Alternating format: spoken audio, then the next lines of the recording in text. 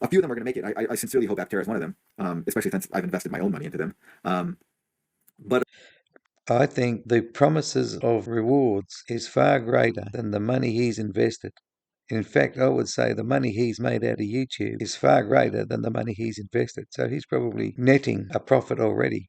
But he has these promises of rewards, a number of free Apteras, if ever they're made.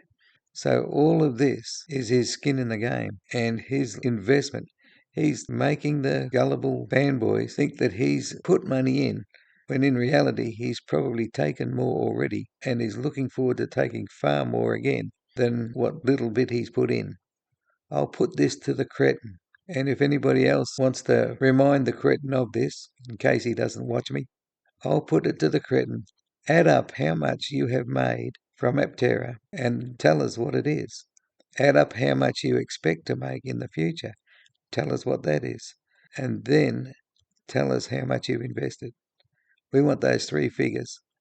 Give us those three figures honestly, and we'll just see. We'll compare what you have invested against what you have received and then what you expect to receive. It's that simple. Three simple figures. Just make them honest and do it. Put your money where your mouth is.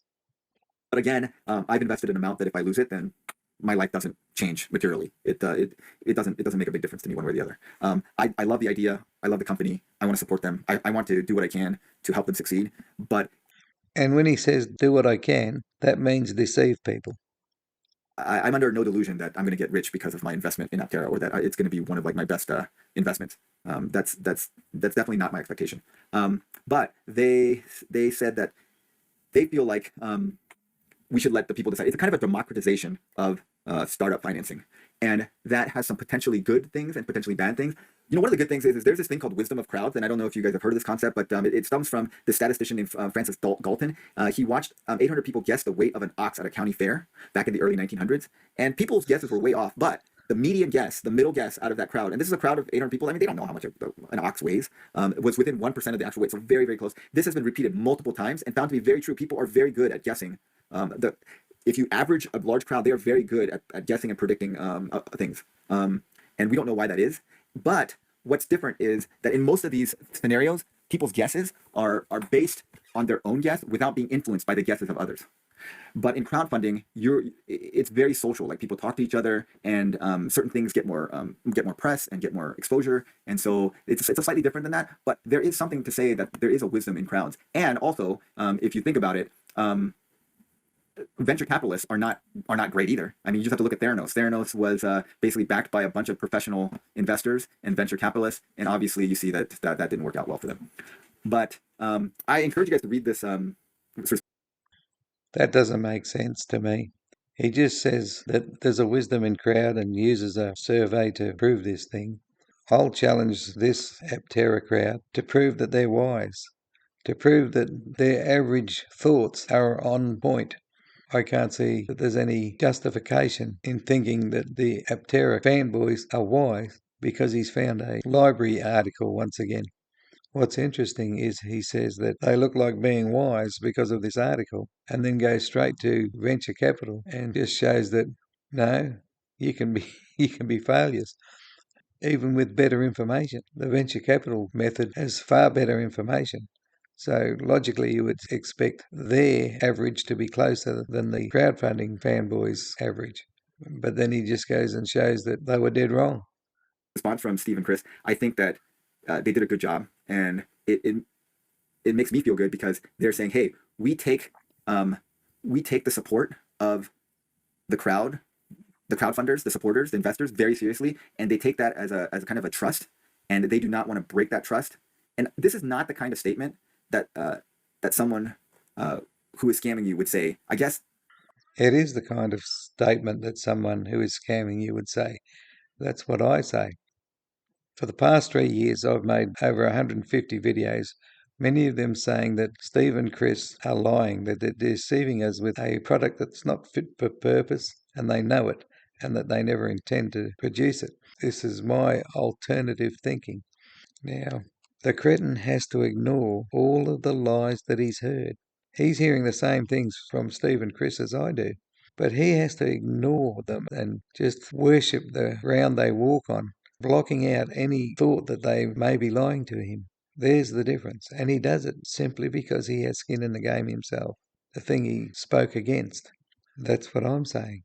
He's selling you what he wants to sell you. And I don't think there's any real basis in it. Unless they have absolutely no morals whatsoever. And they just, like, maybe I'm not the best judge of character, but they do not strike me as that kind of people. I always feel very, every time I talk to them, I feel reassured, basically. And I feel like I know that they want to make this product, He's a gullible fool. and I know they want it to succeed. And maybe we don't agree with all their decisions or the way that they're going about things, but they really believe in this idea. They really want to bring it to market, and they really want to deliver a good product to us. I mean, that is their goal. Whether or not they get to that goal is up in the air, but that is their goal. And I sincerely believe that's their goal. Whether or not people that are investing their money into them are gonna make money, I don't know. I hope so, but we don't know. But they basically say, we believe that transformative ideas should not be constrained by risk-averse corporate or venture capital. As we've seen in the marketplace, simply having significant financial backing from a big venture capitalist does not guarantee long-term success. That's true. 80 to 90% of them fail. We feel validated that over 47,000 people have chosen to reserve in Aptera, and our crowdfunded investors support our roadmap for the future. Ideas backed by the people, for the people, have the potential to thrive, built upon an engaged community invested in their success. This is the future Aptera envisions, a future that embraces inspiration and promises a better tomorrow for all. We plan to continue our open dialogue with the community. We do not take our responsibility. This is like probably the most important statement. We do not take our responsibility to the crowd of dedicated supporters lightly. It's not an important statement at all because he's reviewing the Wall Street Journal article. He's gone right off, barking up another tree. He's not even in the Wall Street Journal. And if you can't see that, then you're a gullible fool yourself. I still really don't know what the shortcut was, but he just picked out things and said, I agree with them mostly, but I'll transfer the blame to Boxable. And for the life of me, this guy just does not make any sense. It's just a case of BS baffles brains, but even their amount of BS doesn't baffle me. I see through it. Aptera remains committed to honesty, transparency, and most importantly, to delivering on the promise of solar mobility. Like that was very reassuring to me, actually. I don't know if it's reassuring to anyone else, but it was very reassuring to me, and I thought this was a great letter and a great open letter to everyone. Yeah, so let me know what you guys think about this Wall Street Journal article. Well, since you don't let me let you know on your article, it's why I made this video. Suck it up. If you had a chance to read it, it's behind a paywall, but you can get it from the Internet Archive. I'll link it in the description below, and then I'll link Aptera's letter in the description below. But let me know what you guys think of the Wall Street Journal article and of Chris and Steve's response to it. I thought the response was quite good, and I'm happy they put it out. All right. Let me know how much YouTube has paid you thus far, how much you've invested, and how much you intend to make with all your perks that you get from Aptera. Well, that's all for me. Bye for now. Stay safe.